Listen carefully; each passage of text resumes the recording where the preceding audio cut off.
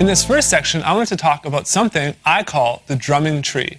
Now, the drumming tree is an analogy I created to help give drummers a visual demonstration of what they need to complete before they start moving on to other elements within their drumming. Now, at the beginning of this, I talked about how drummers, will get us some information and then work on that, and get some more information and work on that. And they're just kind of getting tons of information thrown at them. And what they're finding out is that they're really, really struggling and they're really hitting a ceiling and not progressing at all.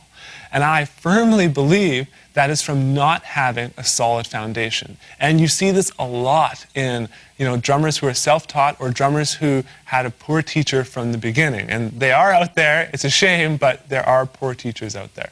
And so what we're going to kind of go through here is, what is located in the trunk of the tree?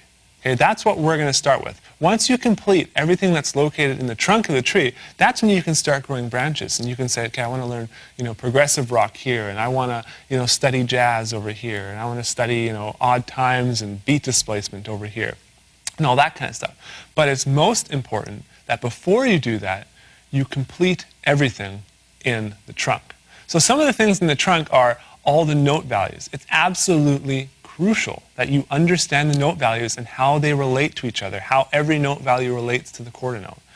It's crucial that you understand certain techniques like cross-sticking, ghost notes, how to hit the cymbals, how to set up your drum set, just basic Moeller method, with the motions and stuff like that.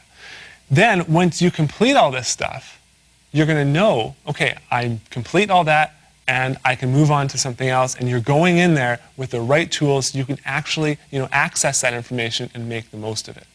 If you go in there with only, half of a foundation, you're going to kind of grow this garbage-looking branch, and it's not going to turn out well, and you're going to wonder, why is this not easier? And so I think that's what's happening with a lot of people, is they will, really, really try to do something that they may be not ready to do. So in successful drumming, every section has a progress report. And these progress reports are going to tell you when you've completed a certain section. Because that's a huge problem nowadays, especially for self-learning drummers, is they don't know when they're ready to move on.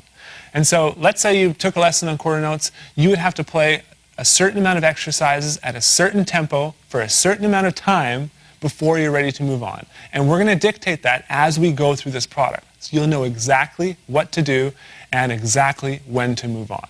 So once you get to the end, section 1, the foundation, and section 2, the techniques, these are all things located in the trunk of the tree.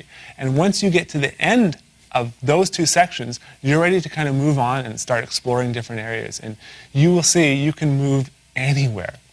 Now, one final thing I want to talk about before we get into the lessons is everyone learns at a different pace. Okay, so some of you might go through this in, a day. Some of you might go through it in a year, and some of you might take a little bit longer, and that's totally fine. We all learn at different paces, and there's nothing wrong with that.